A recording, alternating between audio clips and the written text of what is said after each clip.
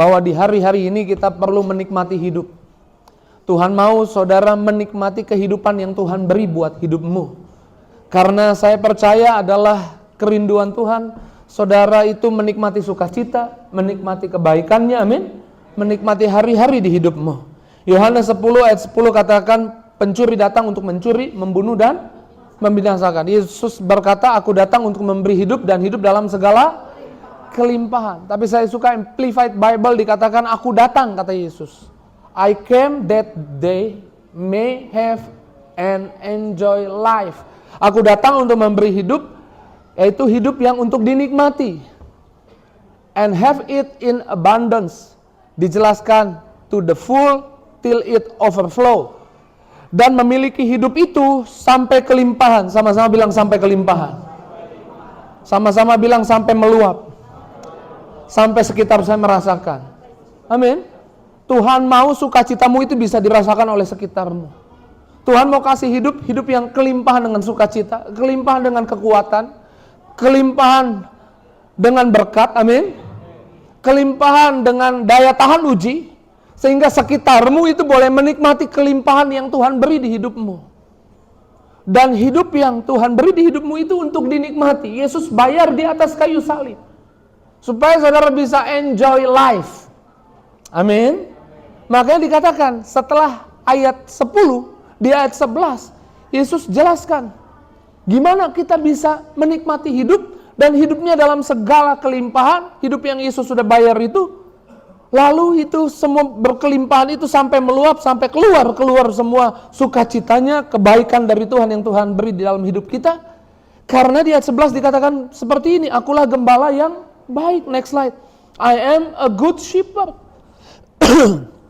Yesus gembala yang baik. Amin. Di dalam Mazmur 23 dikatakan Yesus gembala yang baik. Gembala yang baik itu menuntun domba-dombanya ke air yang tenang. Amin. Dia gembala yang baik. Gembala yang baik mau domba-dombanya menikmati rumput hijau. Amin. Akulah gembala yang baik. Gembala yang baik memberikan nyawanya. Dalam teks lain dikatakan beautiful shepherd. Gembala yang indah. Gembala yang baik memberikan nyawanya bagi sahabat-sahabatnya. Dia gembala kita, dia sahabat kita, amin. Dia Tuhan kita, dia Raja kita. Dia memberikan hidupnya buat kita untuk dinikmati. Sama-sama bilang, Tuhan memberi hidup di hidup saya, hidup yang berkelimpahan untuk dinikmati. Bilang kanan kirinya enjoy life, bilang nikmati hidupmu. Amin. Saya suka bahasa kata enjoy di sana. Enjoy itu dalam bahasa aslinya, dalam bahasa Greek atau Yunani, next slide, itu diambil dari kata apalausis. Apalausis yang kemudian diambil ke dalam terjemahan bahasa Inggris applause. Applause, ngerti applause? Rayakan. Tuhan mau saudara merayakan hari yang Tuhan beri di hidupmu. Amin. Tuhan mau saudara merayakan.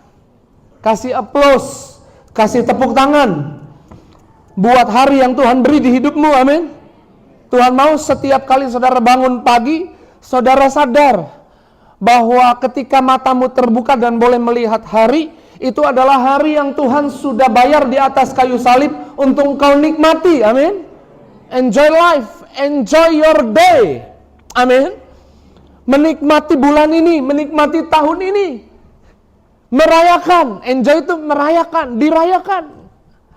Kalau saudara suka nonton bola, bapak-bapak gitu kan, atau kadang ada ibu-ibu juga suka nonton bola ya.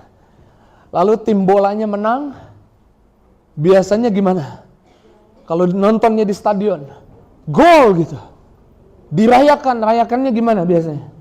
Ya tepuk tangan, amin. Tadi kita juga pemimpin pujian menuntun kita, merayakan bahwa Tuhan hadir di tengah-tengah kita, merayakan Tuhan baik. Dan salah satu ekspresi perayaan adalah tepuk tangan, amin. Saya ngomong tepuk tangan jadi ingat nih ada tim saya di belakang, O'Neil. Di masa pandemi kita pernah jadwal kita padat di pagi hari sampai siang gitu. Tapi siang ke sore nggak ada. Jadi nggak makan seharian. Lupa makan pagi ya kan. Nggak makan. Setelah itu kita makan Chinese food di Tebet. Lalu kemudian Chinese foodnya datang. Kita udah pengen makan. Saya bilang tunggu sebentar. Kita doa dulu. Setelah itu kita doa. Selesai doa. Entah kenapa. Kita kompak. Selesai doa. Amin. Tepuk tangan. Saking sukacitanya mau makan. Norak banget gitu kayaknya. Tapi emang itu ekspresinya. Kayaknya ini kemenangan nih, dari tadi gak makan. Ini ada makanan yang enak nih. Harus dirayakan. Tepuk tangan. Saudara perlu tepuk tangan untuk hari ini yang Tuhan beri buat hidup kita. Amin. Nah kayak gitu. Ayo coba tepuk tangan lebih dahsyat lagi. Saya mau saudara belajar tepuk tangan bukan hanya di gereja. Tapi tepuk tangan bangun pagi. Bangun pagi, mentalnya bersuka cita. Yes, hari ini ada berkat dari Tuhan. Yes, hari ini ketemu orang baik. Hari ini ketemu kesuksesan. Hari ini ketemu kebaikan Tuhan. Rayakan hari itu. Saya tahu mungkin ada masalah. Saya tahu mungkin ada tantangan. Saya tahu mungkin ada ketidakberuntungan. Tapi saudara adalah orang-orang yang saya percaya dilatih sama Tuhan. Untuk bukan berpikir negatif, tapi berpikir Alkitabiah. Amin. Saya ulang, bukan berpikir positif, tapi berpikir Alkitabiah. Dan pikiran yang Alkitabiah ya pikiran yang positif. Amin. Berpikir yang Alkitabiah. Ya ada masalah, ada tantangan, ada kesulitan, ada hal-hal yang buruk yang menjadi ancaman hari itu, tapi kita bangun pagi, kita percaya kita punya Tuhan yang bisa buat plot twist, diputar balik keadaan, Tuhan yang bisa buat mujizat, Tuhan yang bisa buka jalan, Tuhan yang bisa buat tiba-tiba sembuh, tiba-tiba ada mujizat. Amin. Kita perlu bangun pagi dan kemudian bilang, Tuhan terima kasih buat hari ini, aku rayakan hari ini, aku tepuk tangan buat hari ini Tuhan. Hari ini hari yang Tuhan beri bagiku, hari ini aku bersuka cita. Amin. Teks bahasa Inggris dikatakan dalam perjanjian lama, this is the day that the Lord has made. Ini hari yang Tuhan jadikan. Amin. I will rejoice. Kita mau sukacita. Kita mau rayakan hari ini. Gimana mau rayakan Pak Pendeta? Saya bisa rayakan hari atau hidup kalau ada uang. Biasa kalau banyak uang bisa nikmati hidup Pak Pendeta. Ya kan banyak orang gitu kan? Kalau itu udah masuk sampai di alam bawah sadar, nggak ngomong tapi dalam hatinya udah gitu. Kalau banyak uang sih bisa nikmati hidup. Ini pendeta enak banget di depan ngomong nggak ada uang. Suruh nikmati hidup. Itu cara berpikir yang iblis coba taruh. Tapi Alkitab bilang seperti ini, 1 Timotius 6 ayat 17. 1 Timotius 6 ayat 17 dikatakan seperti ini, peringatkanlah kepada orang-orang kaya di dunia ini agar mereka jangan tinggi hati dan jangan berharap pada sesuatu yang tak tentu seperti kekayaan. Sebentar, ini bukan artinya Tuhan gak mau kita jadi kaya. Kekayaan gak jadi masalah. Karena orang-orang yang punya hubungan sama Tuhan, saya percaya hidupnya gak akan kekurangan. Amin. Saudara gak kekurangan bukan berarti gak punya uang. Waktu gak punya uang, gak kekurangan kekuatan untuk beriman. Amin. Tetap bisa bertahan. Walau nggak punya uang, di kantor kerjanya bagian pengadaan, nggak punya uang,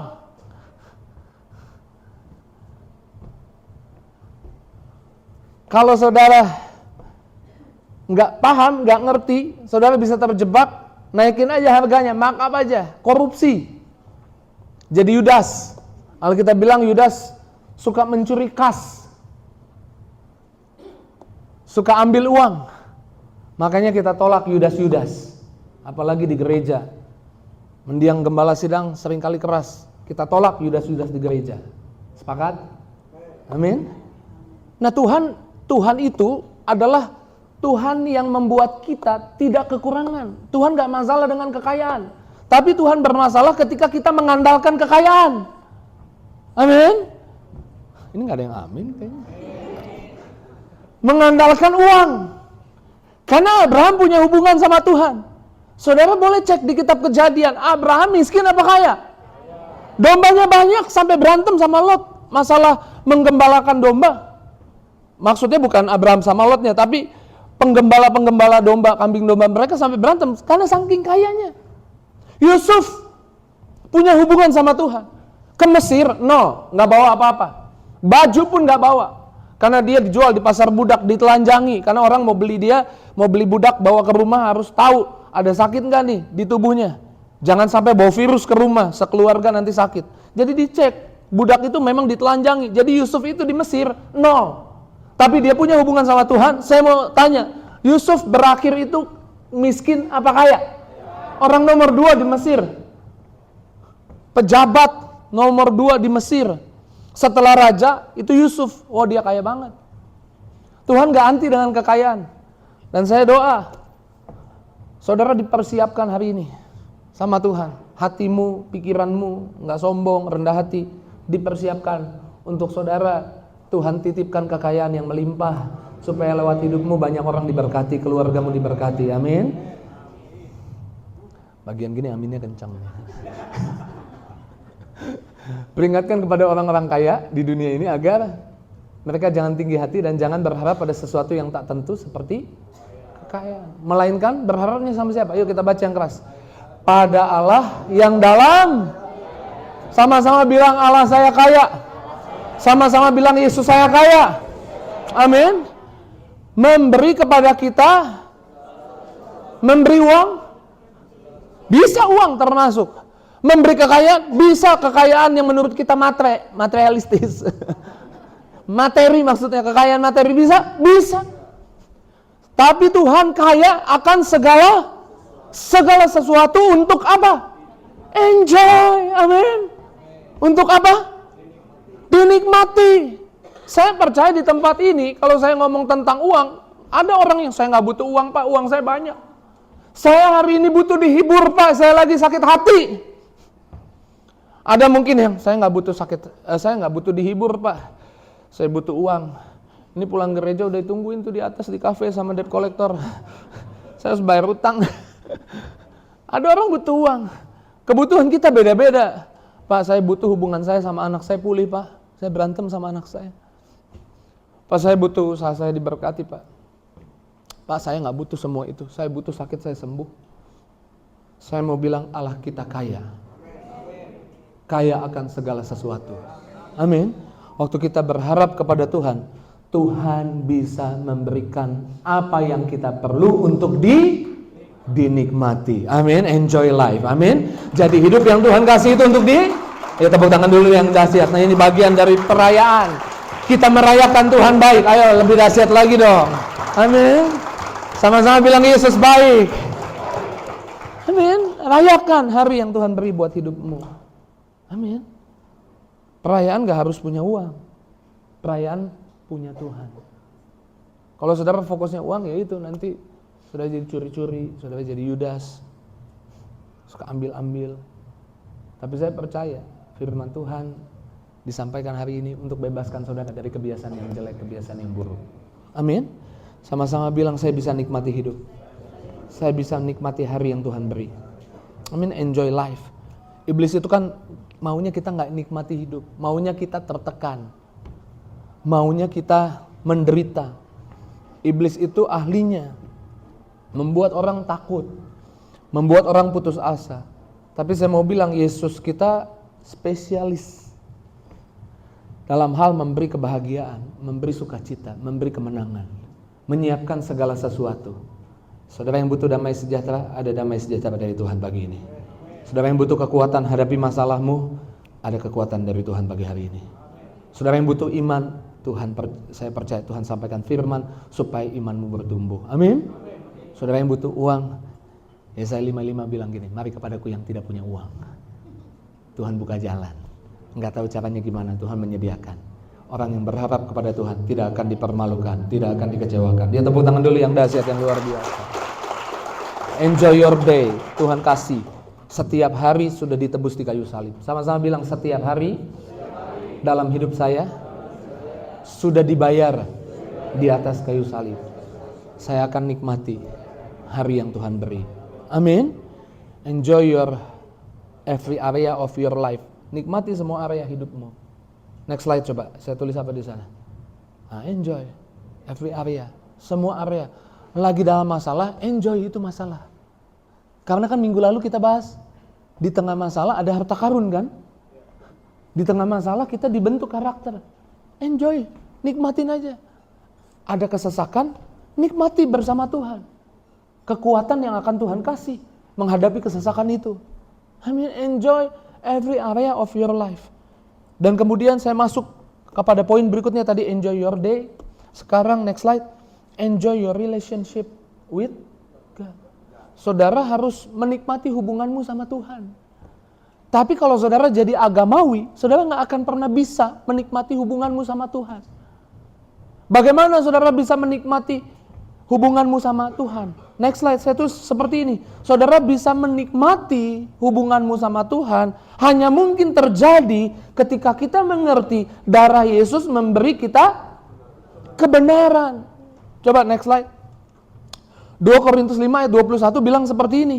Dia yang Yesus tidak mengenal dosa dibuat jadi dosa di kayu salib karena siapa? Sama-sama bilang karena salah saya, karena kecerobohan saya, karena kelalaian saya, supaya di dalam Dia kita dibenarkan oleh Allah. Saudara bisa nikmati hubunganmu sama Tuhan kalau saudara ngerti bahwa hanya karena darah Yesus saudara dikasih kebenaran, dan oleh kebenaran itu saudara bisa punya hubungan sama Tuhan. Sehingga Tuhan hari ini ketika berjumpa dengan saudara nggak cari-cari kesalahanmu.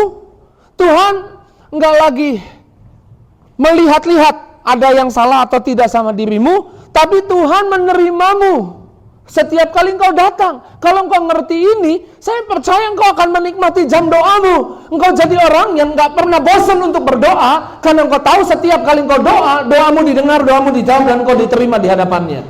Mau tepuk tangan yang dahsyat buat Yesus. Kau jadi orang yang akan berhenti terus-menerus senang menyembah Tuhan, karena engkau tahu setiap kali engkau nyembah Tuhan, engkau diterima oleh Tuhan. Amin. Coba Ibrani 10 ayat 19-20, next slide. Dikatakan apa? Oleh darah Yesus, sekarang kita penuh keberanian. Yuk kita baca 19. Jadi saudara-saudara, oleh kehebatanku, oleh jasaku, begitu ya, salah baca saya. Oleh apa yang hebat yang aku buat, gitu.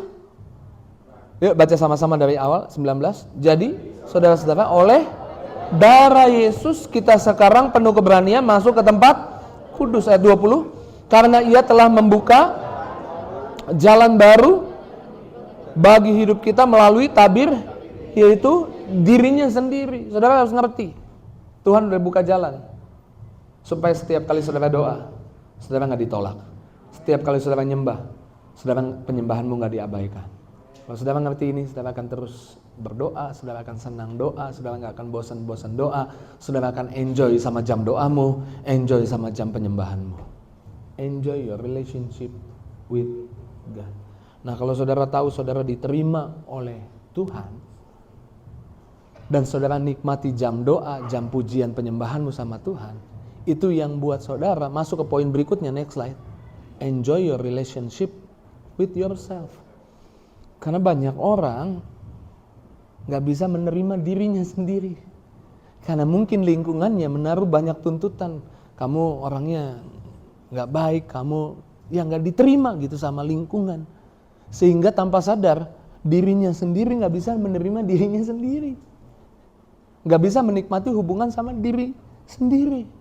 Nah, kita harus menyadari kita memiliki penerimaan dari Tuhan. Sama-sama bilang, saya sudah diterima oleh Tuhan karena darah Yesus, sehingga saya bisa menerima diri saya, berdamai dengan diri sendiri.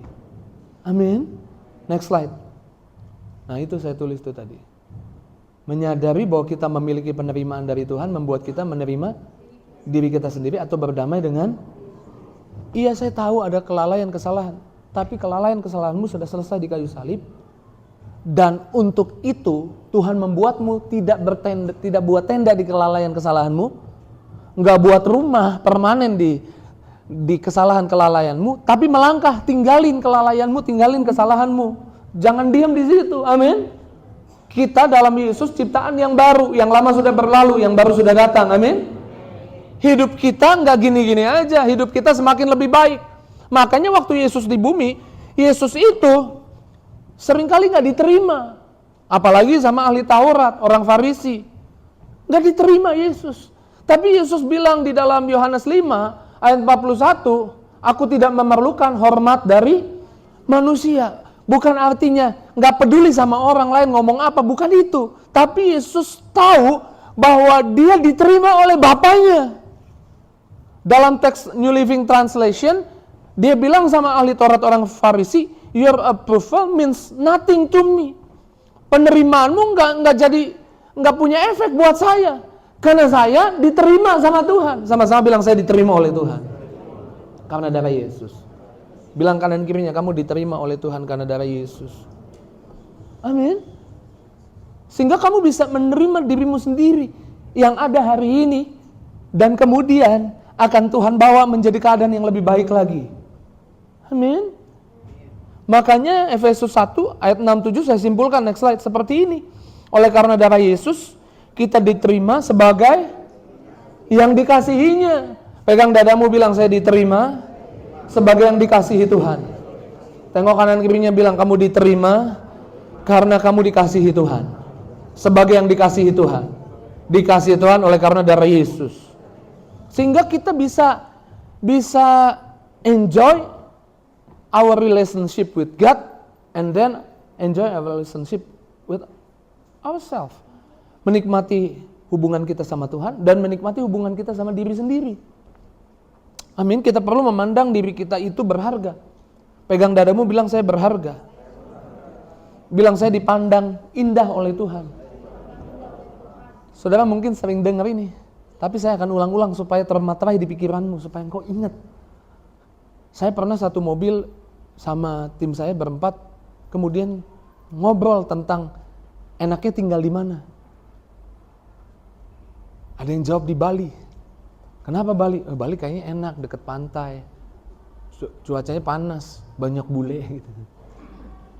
Pokoknya enak deh di Bali. Ada yang bilang di Malang lah paling enak. Malang enak lah, tempatnya dingin. Pokoknya enak deh, Malang tuh enak katanya. Kenapa enak? Kenapa pengen tinggal di situ? Keren Malang. Yang satu bilang Bali itu keren. Yang satu bilang, saya pengen tinggal di Singapura. Karena Singapura tertib. Pokoknya kotanya bersih. Yang satu lagi saya juga termasuk yang bilang, saya pengen tinggal di New York. Pengen tahu kota besar kayak gimana. Kenapa New York? Kayaknya New York keren, kalau dari TV keren. Nggak tahu ya kalau ke sana ya. Tapi kalau dari TV keren. Tapi hari ini saya mau bilang, saya tinggal di mana aja asal sama Tuhan aman. Tapi kita punya gambaran kayaknya tempat ini keren. Tapi ketika sorga menggambarkan tempat keren untuk dia tinggal, 1 Korintus 3 ayat 16, dibilang tubuhmu, hidupmu adalah bait Allah. Di mana roh Allah diam di dalam kamu. Saya mau tinggal, teman-teman saya mau tinggal di Bali, di Malang, mau tinggal di Singapura, mau tinggal di New York, karena dianggap tempat itu indah. Tapi di mata sorga rohnya yang kudus itu mau tinggal di mana? Di tempat yang paling indah menurut sorga adalah hidupmu, adalah dirimu. Karenanya kamu berharga di mata Tuhan. Kamu keren buat Tuhan, amin. Ya, tepuk tangan dulu yang dahsyat, yang luar biasa. Bilang, saya keren banget gitu. Pegang dadamu, bilang, saya keren banget. Kasih tahu kanan kiri, saya keren banget gitu. Sampai roh Tuhan mau diam dalam saya. Amin. Kamu keren banget. Amin. Makanya kamu harus enjoy your relationship with yourself. Harus punya me time. Harus punya apa? Me time. Aduh, aku mau me time dulu ya, Dedi. Kemana? Ke salon. Pedicure, manicure. Bukan gitu me time-nya dalam Yesus. Aku mau me time dulu nonton bioskop sendirian. Aku mau me time jalan-jalan. Mau healing dulu, healing ya kan. Enggak me time dalam Yesus. Saudara harus punya waktu buat dirimu sendiri. Itu ingetin dirimu. Ada lebih dari 7.000 janji Tuhan. Yang isinya Tuhan di pihakmu. Tuhan mengasihimu. Kasih tahu, kadang perlu ngomong sama diri sendiri. Orang gila kali Pak. Daud, nanti baca di rumah ya, 1 Samuel 30 ayat 6. David encouraged himself. Dalam bahasa Inggris ada lagi teksnya, David strength himself. Dalam bahasa aslinya, bahasa Ibraninya, itu lebih ke gini. Daud ngomong sama dirinya sendiri. Daud me time sama dirinya sendiri. Menguatkan dirinya sendiri dalam teks bahasa Indonesia. Saudara perlu me time. Ngomong sama dirimu sendiri. Berduaan sama dirimu sendiri gitu. Ngomong, kamu berharga di mata Tuhan. Mungkin lihat kaca, kamu berharga di mata Tuhan. Kamu spesial. Karena kamu, Yesus mati di kayu salib. Iya, kamu kemarin gagal, salah. Tapi Tuhan gak mau kamu tinggal di kegagalan kesalahanmu. Karena dia naik ke atas kayu salib, menebus kesalahanmu, kelalaianmu. Supaya kamu tidak tinggal, tidak terikat oleh kesalahan kelalaianmu. Kamu berharga. Kita perlu me time. Sehingga kita bisa, kalau kita punya, bisa nikmati hubungan kita sama Tuhan, kita bisa nikmati hubungan kita sama diri sendiri. Bahkan kita dikasih karunia, sama-sama bilang Tuhan kasih karunia. Dikasih karunia, salah satu karunia dikatakan bahasa roh. Di dalam 1 Korintus 14, di ayat 4 nanti baca di rumah. Karunia bahasa roh untuk menguatkan diri sendiri. Kadang-kadang waktu saya butuh kekuatan, saya masuk kamar. Saya ambil gitar. Saya nyanyi. Sebab kau layak terima pujian. Saya nyembah. Saya tahu saya butuh kekuatan. Saya perlu me time nih sama diri saya sendiri. Saya bahasa roh. Berbahasa roh. Saya berbahasa roh. Karena bahasa roh untuk menguatkan diri sendiri. Berbahasa roh. Me time, berduaan sama Tuhan. Membangun, bahasa roh untuk membangun diri sendiri. Bangun dirimu. Pegang dadamu. Kasih tahu, hai jiwaku. Kamu berharga. Kamu bernilai. Kamu spesial. Kamu ditebus di kayu salib. Yesus sudah mati buat kamu. Ayo ngomong sama dirimu sendiri. Amin. Kuatkan dirimu. Nah, kalau saudara bisa enjoy your relationship with God, pemusik boleh siap-siap. Enjoy your relationship with yourself. Coba next slide. Saya tulis apa di sana? Enjoy your relationship, baru bisa others.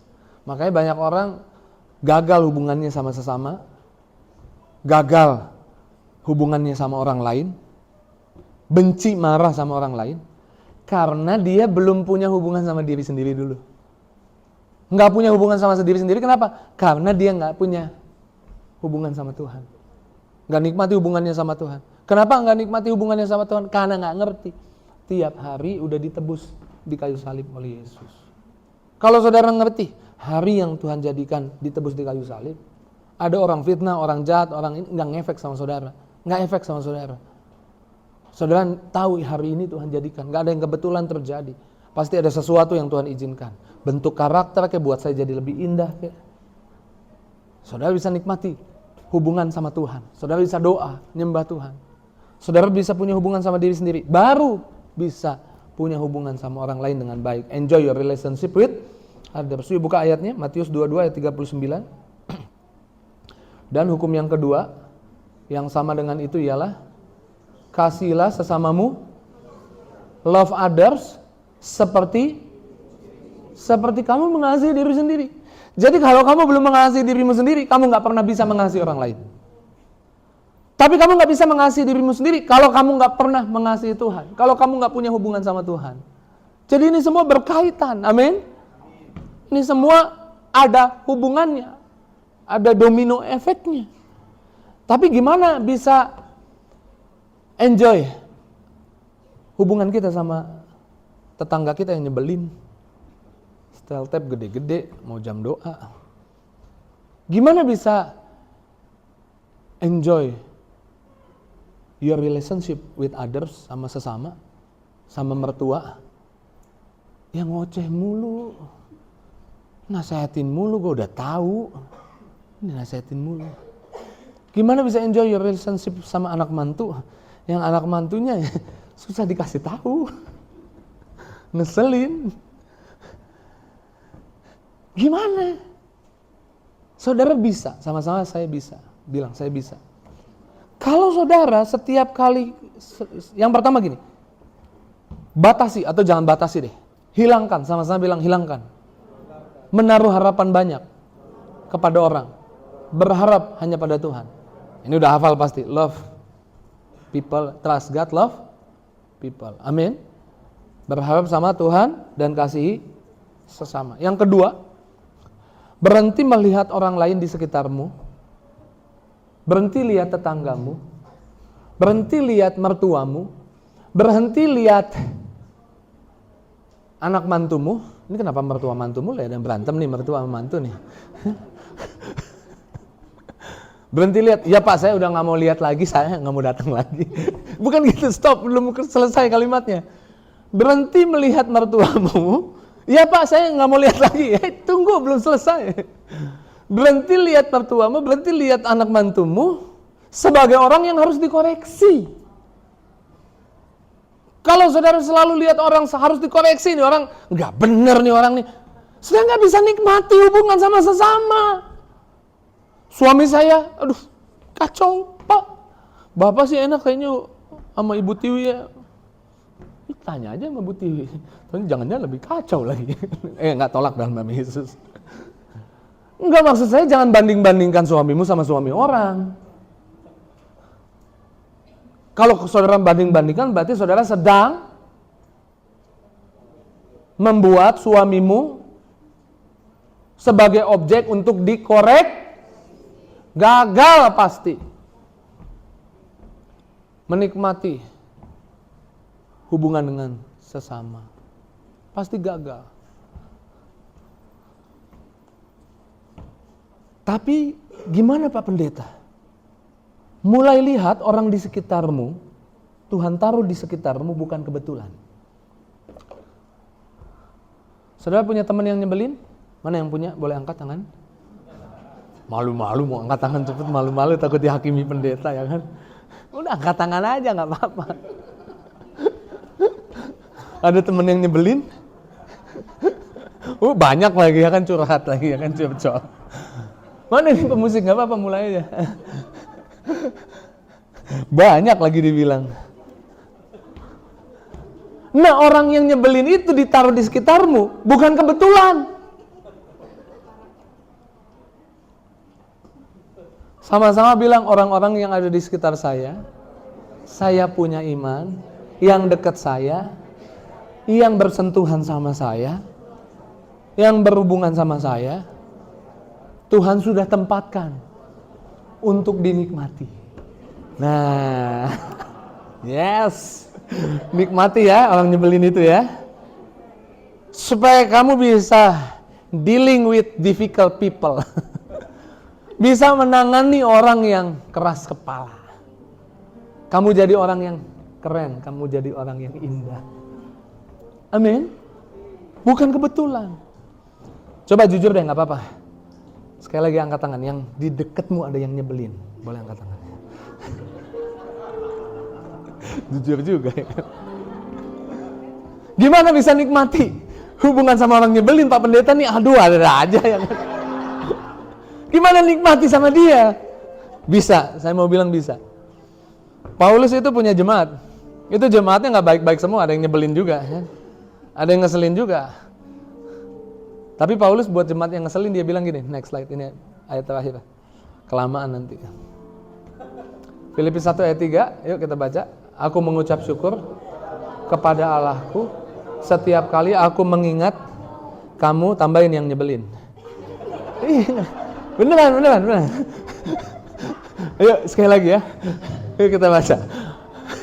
Aku mengucap syukur kepada Allahku setiap kali aku mengingat kamu yang nyebelin. Gimana Pak Pendeta? Kita pasti bisa menemukan kebaikan satu aja pada orang yang nyebelin. Oke, saudara tadi udah ingat yang nyebelin ya? Coba temukan satu aja ya, yang baik dari dia, yang nyebelin. Oh nggak ada, udah kepahitan. Udah nggak bisa ditolong lagi, udah kepahitan.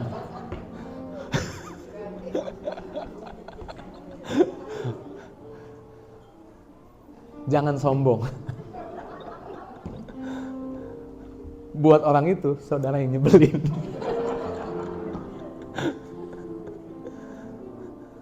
Tapi saudara ada baiknya kan? Sekalipun buat orang yang menurut orang itu saudara nyebelin, saudara punya ada yang baik ya kan? Orang yang nyebelin itu juga ada baiknya. Kalau saudara bisa menemukan yang baik pada orang nyebelin itu, saudara bisa bilang, iya ya dia nyebelin, tapi terima kasih Tuhan dia udah dekat aku. Aku jadi sabar, aku jadi dibentuk, aku jadi ngerti bahwa oh karakter orang beda-beda. Aku doa Tuhan, ubahkan dia. Seperti aku memandang dia juga berubah, aku bisa menerima dia, aku bisa nikmati dia. Biar dia lebih lama lagi dekat-dekat aku Tuhan. Enjoy your day. Rayakan harimu. Semua harimu sudah ditebus di kayu salib. Rayakan hubunganmu sama Tuhan. Ya, tepuk tangan sekali lagi buat Tuhan. Rayakan hubunganmu sama diri sendiri karena dirimu berharga. Amin. Buat me time, kuatkan dirimu. Bahasa roh yang bisa bahasa roh, bangun dirimu. Amin.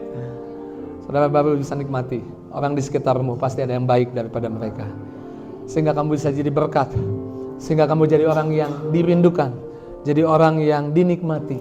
Bukan saja saudara yang menikmati hari, menikmati hidup, menikmati diri sendiri, menikmati hubunganmu sama orang lain, tapi saudara dinikmati oleh banyak orang. Selamat pagi, terus maju dalam Tuhan. Tuhan berkati.